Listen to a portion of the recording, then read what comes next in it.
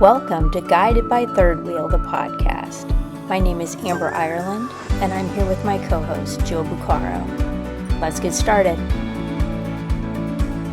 Hey everybody, and welcome back to Guided by Third Wheel. Today, I don't know exactly what we're going to talk about yet. Amber and I have been talking, just as we often do, a little bit about our own journeys, where we're at in our own work, spiritually, all of that. And we got to talking about how we've grown in the ways that we've tried to fill ourselves up. And that's a weird thing to say, but at least for me, I can think back on my life, and for much of my life, it always felt like there was something missing. Not something missing externally, not like I was missing the job or missing the boyfriend or missing kids, but something missing inside of me. There was a part of me that didn't feel all the way full. There was some emptiness, there was some void, some yearning almost, I would say. And I look back and I look at all of the different ways I tried to fill that up, right? At least for me, I tried to fill that up through accomplishments. I tried to fill that up through validation and praise from other people. I tried to fill that up by trying to reduce risk, trying to over control situations and people, or gravitating towards things I thought I could control, because maybe for a while I thought some of that emptiness was really fear. And I look at all of the ways I unsuccessfully tried to fill that up, because for some reason in my own eye, from my own perception, I was not enough. I was not good enough. The way that I was showing up as I was just not okay, was not adequate. Right. And all of my external actions centered around trying to feel okay. And truly, for 32 years, 33 years of my life, I just didn't feel okay ever. When things seemed like they were going really good, when externally I could kind of check the check boxes, that's typically when I felt the worst, because I would think, well, I've done everything that I said I wanted to do, right? Yep. I have the dream job. I have the boyfriend. I'm living a life that my family and other people in my life approve of.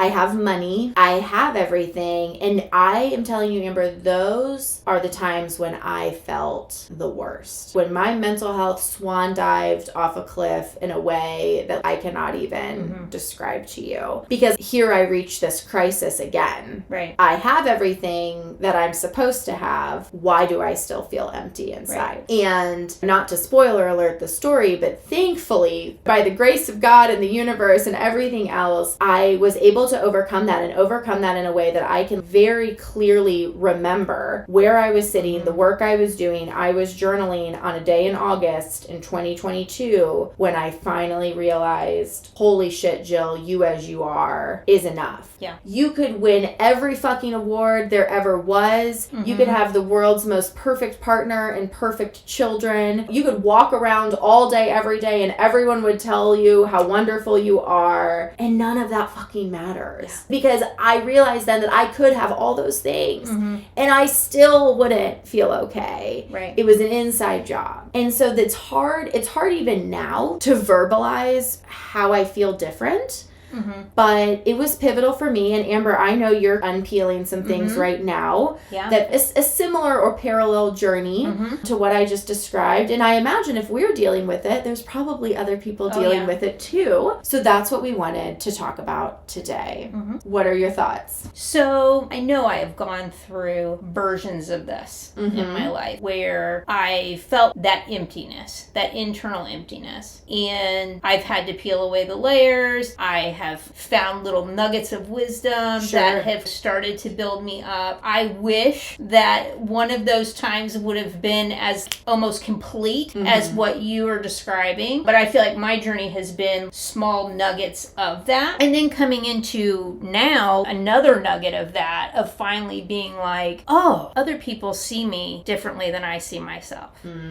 Other people look at me and they're like, here is Amber, who has, accomplished these things and is a good person. And I'm like, but really I'm just a fuck up, right? And if you're telling me that I'm not, are you trying to manipulate me into doing something that you want me to do that I don't really want to do? Because that is the external validation I want filled, right? Yes. So I think I'm finally peeling away this extra layer here of praise is not manipulation unless I allow it to be. Mm-hmm. And all of these stories that I have been told about myself and then have been telling myself all of this time about screwing everything up, being selfish, that's not who I am. And other people don't see me that way. Right. I've spent a lot of my time, my lifetime, I'm doing things to try to overcome that. I'm coming from that space of lack, and that's why I'm operating the way that I am. Yes. And I feel like the way I was operating wasn't wrong. I'm doing good things. I'm trying to do the healing work. I'm trying to help other people. I'm trying to show up as my authentic self. But I've been doing it from a place of lack because I didn't think I was good enough to begin with.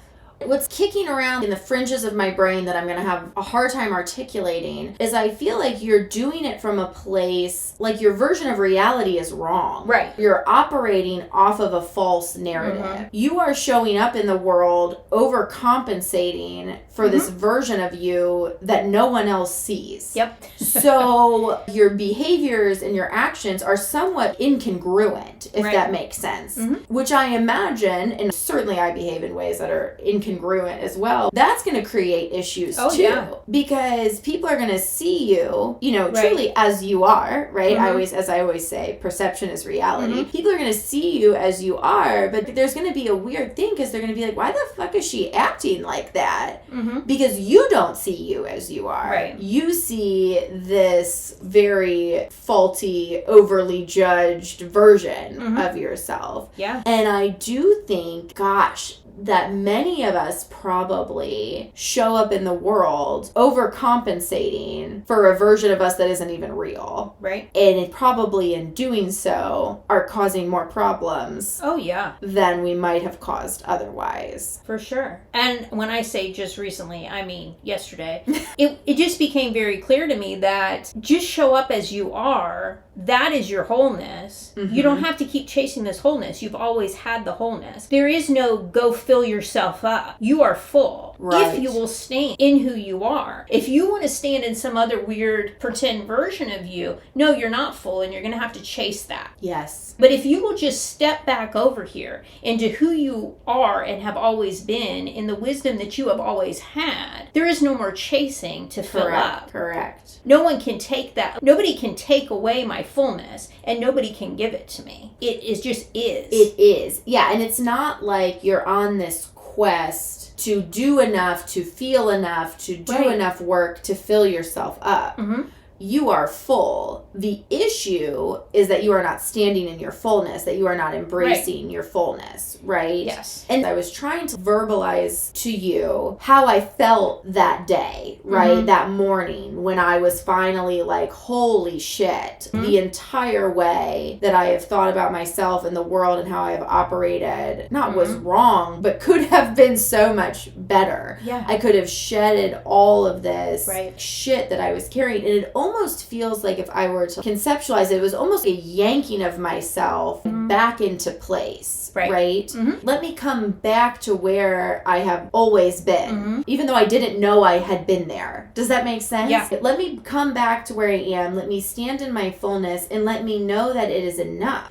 Because for me, it was always, what if somebody finds me lacking? Yep. What if somebody doesn't like what I'm doing? I have all of these, from my perception, faults and flaws and inadequacies and things that need to be worked on or fixed, right? And or hidden. Yeah. This was an embracing of, I am who I am, quite honestly. And I am okay enough with that, that if me being who I am loses me friends, loses me my partner, loses me family, I don't give a fuck. And I mean it this time. Not I'm saying like, I don't care if they leave, they weren't meant to be in my life. No, I am who I am, and I know I'm not perfect. Right. But I am not going to sit here and nail myself to a cross every fucking day for the things that I wish were different. about myself, because clearly they were meant to be what they are. Right. I was meant to show up in this way, in this body, with this personality, with these flaws, strengths, etc. And this is where I'm supposed to be.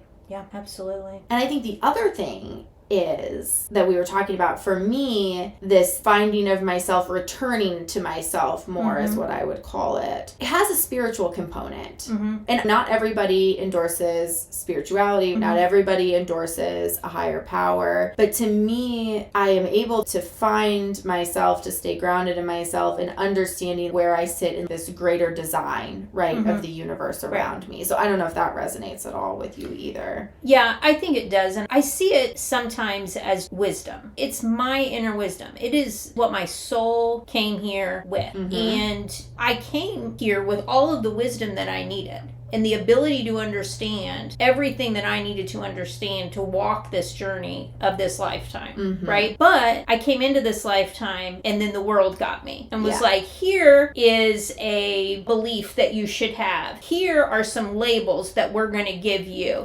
Here is some judgment we're going to pass on you. Here's the indoctrination of who you are. Here's all the relationship shit. We're going to dump that on you too. And so that clouded my wisdom.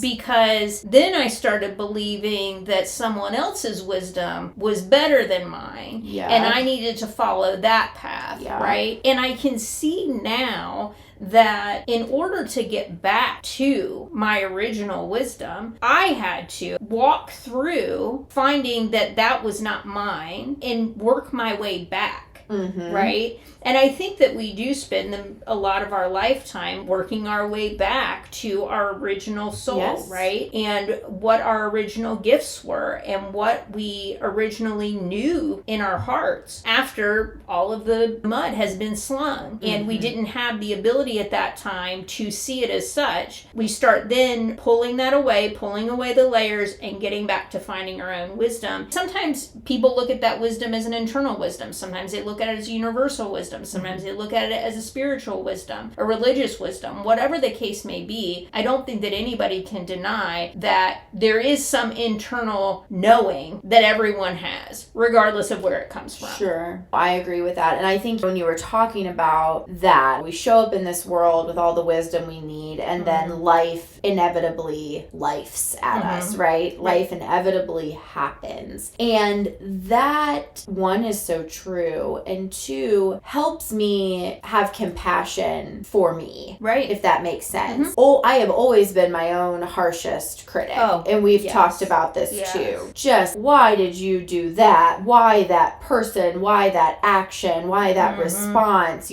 Always. But when I remember that all of us, whether we want to or not, are strapped into this roller coaster called life, it is so much easier for me to have compassion for myself. To say, of course you'd made those decisions that you wish you didn't. Of course you said that. Of course you snapped at your partner. Of course you weren't there as a friend the way that you wanted to be, because that is a product of being a human, right? That is some of the mud that will be slung. That is inevitable. And it's not because you aren't good enough. It's not because something's missing. It's not because something's inherently wrong. It's just because this is part of being a human in this world right now. And I'm so grateful for my ability now to have compassion for myself. Kind of like what I was saying before, because I am who I am, like flaws and all. And I do know every single day and every single night, I know that I am doing the best that I can. I know that I have never set out one morning to deliberately hurt someone. To deliberately fuck something up, to try to shirk responsibility or shirk duty. I know that about myself. And now I have the ability to trust that.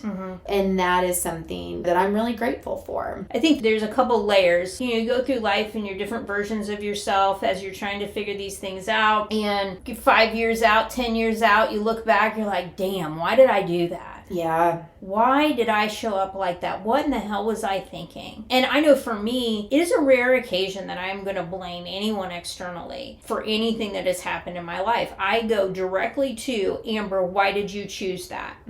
Right? Part of me says that is growth, and I should be looking at myself because I am the common denominator for everything that happens in my life. Sure. And part of me says that's me holding on to my own shame and blame. Right? And who told me that wasn't okay, or that it was okay at the time and I went along with it? So I do think, let me stop you right there, because one thing that I was thinking is that as I've come back to myself, as I have gotten better at trusting myself, as I have felt full, I have gotten better at acknowledging that sometimes other people have done me dirty. I used to always think I got done dirty because there's something wrong with me, because I didn't manage it right, because I didn't control it right, because I wasn't good enough, right? Oh, yeah. But I have gotten a lot better at being like, no, I know myself and I trust myself. And that person, because of their own shit, just did me really dirty that time. I am starting to give credit where credit is due. Yeah. Instead of just, I used to take all the credit, all the bad credit, all the good credit, all the regular credit. And now I'm so much better at giving credit where credit is due. Yeah, I don't know that I'm completely there yet, because I know that people have done things to me and around me that have been wrong. But I always go back to, why did I put up with that? Why did I stick around for that? Why was I a party to that? Right. And I do some of that, but I will tell you, Amber, I am better at that. And I'll give you an example. I'm a little bit better when it's not an individual person. So I'll give the context of religion. So I grew up my whole life going to church. And I wouldn't call it a super high demand religion, but I would not call it a low demand religion that I was engaged in. And I left that. I went to college. I became an adult. It came back for me a couple of times in my early 20s, but really by the time I hit my early 20s, I was done so. Done to the point, like I told you earlier, when people would say things like God or heaven, I mean, I would have a physical, visceral reaction. Yes. And for all of my 20s, much of which I spent drunk and dissociated, but whatever, for all of my 20s, not a thought of God, heaven, spirituality, interconnectedness, higher power, nothing. Because I could not even fucking go there. And as part of this reawakening that I've been describing, I really was able to come back to the belief in God, to belief in a higher power. And I feel some anger and resentment for not having that fulfillment, that comfort, that belief, that surrender. I feel angry that I didn't get to have that for a really long time. But I don't feel angry at myself. I feel angry that I was in an environment surrounded by people that showed me the ugly side of religion and belief, not the beautiful side of it. And again, not angry in a way that I hold that against them, that I feel resentment, but it's not my fault.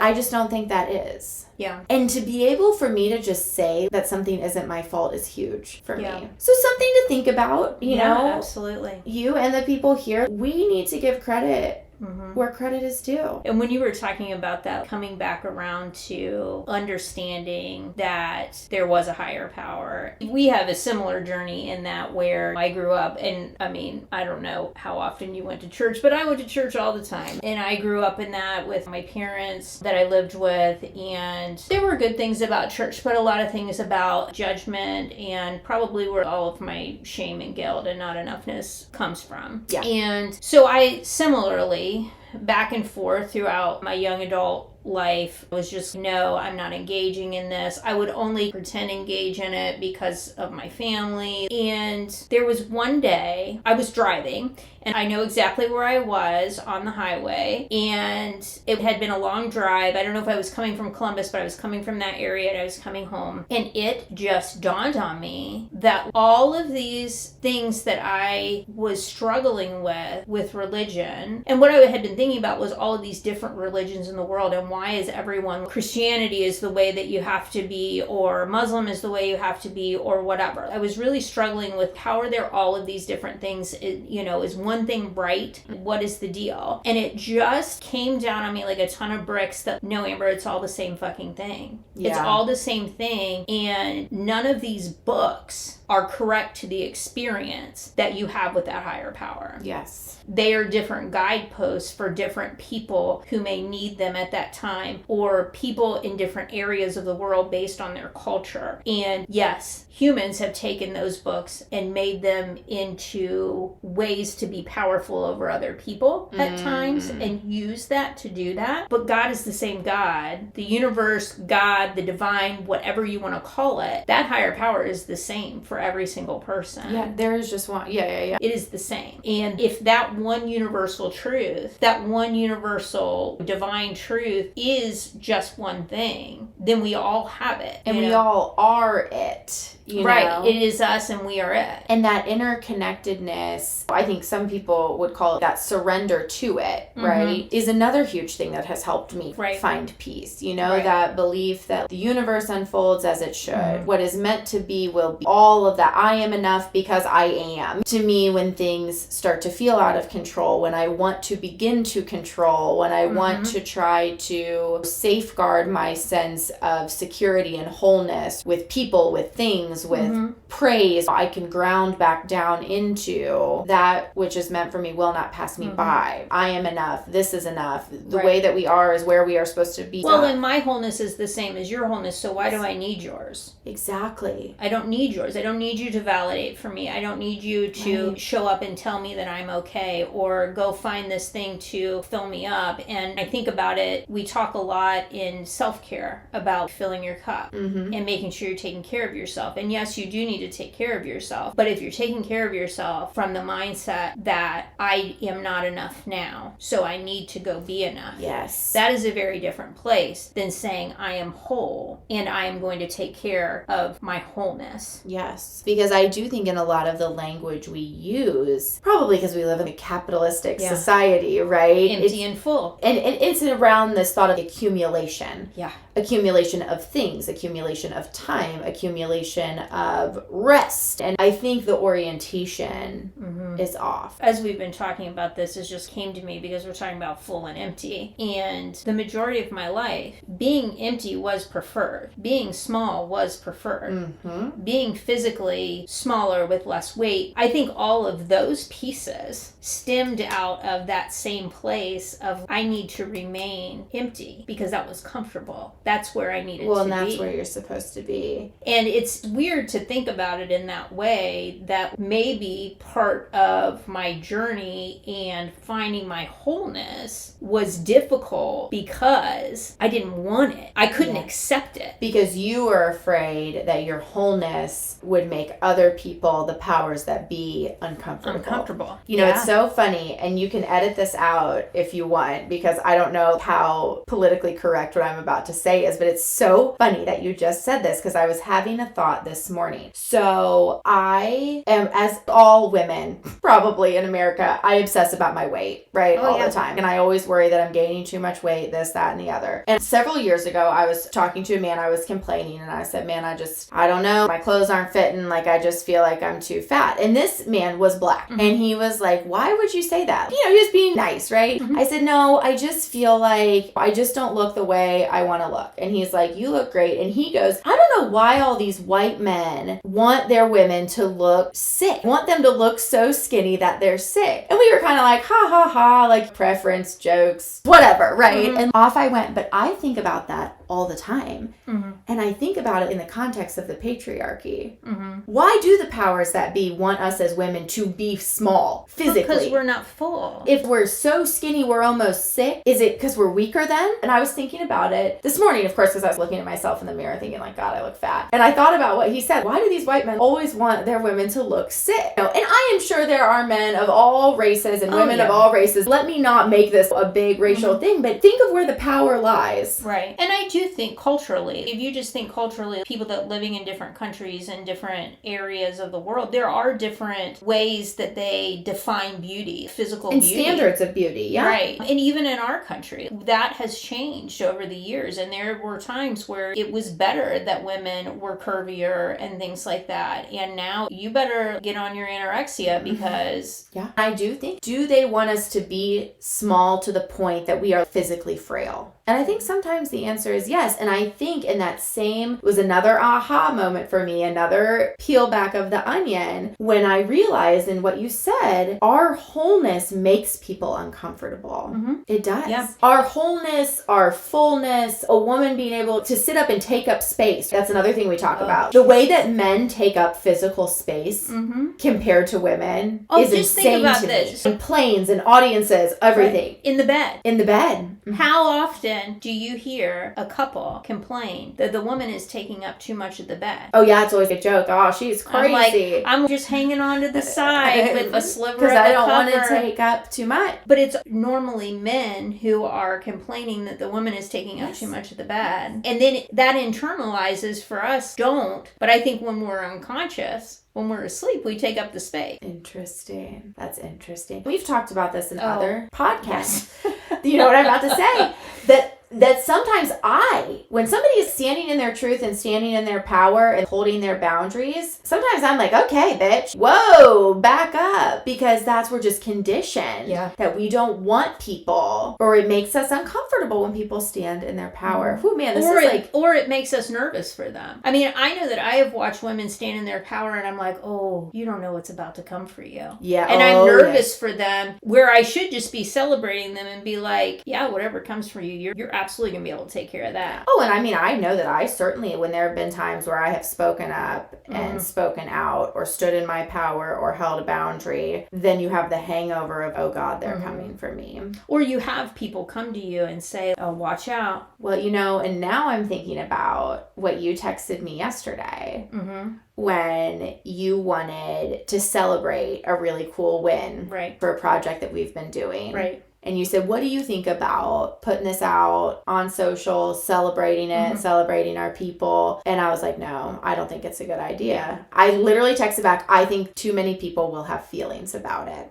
Because I was concerned and am concerned with other people's discomfort at us standing in our power and lifting up those of us that are, you know what I mean? And will our power be taken? Will we somehow not be able to continue to do what we've been doing if we stand in our power? Because somebody's going to smack us back down. Right. And I think that's the place that is hard, because when you start standing in your wholeness and you're like, here I am and I'm showing up, and I'm not showing up from a place of lack, but I'm standing here and I am enough and I'm not having to strive for it. Yeah. Then the second you do it, all of those old stories flood in because your ego is trying to protect you. It's like, wait a minute. Yeah. Don't you remember the last time that you did that and somebody told you were wrong, or they left you, or they said something terrible about you, or they took this from you? And so then the fear jumps back in and we're like, okay, am I going to stay here or not? And those tests are what bring us closer in alignment to our wisdom and what we know about ourselves. The other part is the mudslinging. Yeah. Ooh, it's a lot to think about. We've covered a lot today. One other thing that I feel compelled to end on, as we have journeyed in finding fullness and wholeness, a quick little delve into religion and spirituality, culturally, why people don't always want us to be in our fullness. I do want to talk a little bit about how do you get to a place where you can start to step into who you are, so you can recognize that you're full. Because I look back at Jill throughout the years, and there were so many things I was doing for so long. I had clouded, to your point, my wisdom to the point that I was making it all but impossible for me to get back to it. Yeah. And I'm hoping people will listen to this one and they will resonate and be like, yes, here is my wholeness journey. I can recognize what they're talking about. I know what it feels like to stand in who I am and to give credit where credit is due and not give a shit about what people are thinking. But I do think there's going to be some people that listen in the space where I was 4 or 5 years ago and say, I don't know what the fuck they're talking about. Yeah. This is clearly a feeling that was not meant for me, right? This is something that other people feel that I just am never going to be able to relate to. And I just want to share practically some things that helped me get to the place where I could begin to really drill down into this, think about it, peel back these layers, and just be really honest about that. And a couple of the things that are coming into my brain: one, I had to quit the boozing. I had to quit drinking so much. I had to start to feed my body better and to drink water. Just from a physical space, if I would have continued partying, eating the way I was eating, living from day to day, just wildly overwhelmed with social activities, I never would have been able to get here because I never had time. Well, you're numbing. I was numbing. I was numbing to the point that I was barely alive. So I want to say that. I don't know how you get to this place drinking 4 times a week. Yeah. I don't know how you do it. Secondly, what I would say is just the actual time. That day in August that I was talking about came on the heels of quite honestly 6 months where I did at least 25 or 30 minutes of reading, journaling, reflecting every single day. Right. Often not even knowing why the fuck I was doing it, but just knowing deep down inside I had to. Right. And I gave myself the time, I think just to let my nervous system relax enough to begin to start to have these sorts of thoughts and reflections. So those to me are the 2 big things. Is there anything else you would add to that for people who are, man, I want that, but I don't know where to start? Yeah. The dedicated time for yourself is a key. And not everybody is going to resonate with journaling. Not everybody's going to resonate with meditation or prayer or anything like that. But if you won't sit in the stillness, if you're struggling to sit in stillness with yourself, that is a clue that you need to. Because if you can't be quiet with you, that's a problem. You should be able to sit in your own company without being anxious and scared and fearful. Because who else do you have for your entire life except for you? So if your relationship with yourself is such a struggle that you can't spend a few minutes alone in your own head, that's the place to start, right? And I think for some people, it's different. Some people are ready to dedicate 10 minutes a day to, I'm going to journal, I'm going to write down whatever I'm thinking or meditate. Right now I'm working through, it's called the 365 Days of Divine Feminine Wisdom book. Every day it gives you a little passage that you can read and kind of reflect on. There are tons and tons of books out there like that, different religious contexts, all kinds of things. Just something to center yourself every day where you're alone. Because here's what we do. We're like, oh, I'm going to spend my alone time reading a fiction book, watching TV, listening to a podcast, listening to something that takes me out of me and focuses me somewhere else, right? And really finding that alone time for yourself and to really reflect. And some things that have helped me in that reflection, because initially I was like, what do I even sit here and think about? Because the thoughts, if I did just sit and think, thoughts were overwhelming. Right? And I will say that when you first start doing this, the thoughts will be overwhelming because you've not been spending a lot of time with the thoughts. And so there are a lot built up probably that need to work their way out and need to be addressed. But some things that help me, I have always liked to meditate, but there was a time where I couldn't do it for as long as I can now. And I would do guided meditation. I just find a weird guided meditation, whatever the topic. And it was almost like those reflection books, right? Where I would read a passage and reflect. I could sit there and they would guide me through some imagery and it would help me see a situation for what it was. Journaling, same thing, coming up with prompts for yourself. What do I need to see today? What do I need to know today? Right? What was my biggest win from yesterday? And writing things like that, you'll find out a lot if you just choose one thing to do every day. And that, I guess, the consistency, and choose one thing to start with. Don't be like, on Mondays I'm going to meditate, and on Tuesdays I'm going to journal, and on Wednesdays I'm going to do this. Do the same thing. Do the same prompt. Do the same meditation every day. I agree with that. And I would say as much as you could just keep similar, and I don't think it has to be a long time. No. I think it could be 10 minutes. Yeah. But I think you have to be consistent with it for sure. And like you said, it's going to be uncomfortable at first. I mean, I started this in a time, it would have been impossible for me to have hated myself more than I did when I started this. And to your point, sitting with just me, I'm like, I hate this bitch. I do not want to sit with just her. But to be able to see that transformation. And setting intention. When you sit down, set the intention. Today, I am going to love myself more than I did yesterday. Period. End of story. Don't need to come up with a plan and a checklist and all of the things. Today, I'm going to love myself more than I did yesterday. Thank you. You know, and sit with that. And throughout the day, when you're finding yourself in these places where you're anxious or you're upset or you're whatever, you can remind yourself, well, today I decided I was going to love myself more than I did yesterday. What do I need to do? Right. It's your prompt on what you're going to do. And that mantra, yeah. Yeah. I just wanted to end with that just because I want people to be able to feel some of the peace that I don't feel peace every fucking day, but there is an underlying calmness to me that I didn't get to have for the first 30 some years of my life. And I want other people to be able to feel that. Yeah. So just wanted to share that. Do you want to pull a card for us? This has turned into a long one. I thought it would be a short one, but we're going to pull from the Soul Coaching Oracle cards. So let's take a deep breath together and release. And as we do, we will set the intention that you will receive exactly what you need from this card pull and from this podcast today. And like we say often on this podcast, once you hear it, you can't unhear it. That's right. So, as we talked about things that we can do as we're starting this journey, just listening to this podcast alone is a great start because it gets you thinking about where you are in your own journey toward wholeness. Yeah. And not a journey toward wholeness because you aren't whole, a journey toward refinding your wholeness. We got the playfulness card. Aww. Which is these cute little girls and they're having a tea party. The affirmation for this card is, my joy is the greatest gift that I give to others. Allow your inner child to play today. Enjoy yourself and have fun. Embrace your innocence.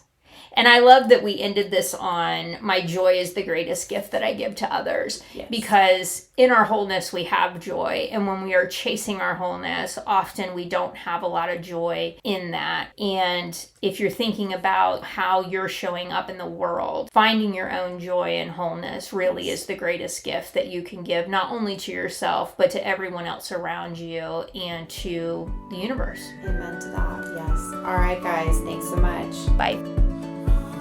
Thank you for listening to another episode of Guided by Third Wheel, the podcast. We would be honored if you would like, rate, and subscribe on your favorite podcast platform. Until next time, be well.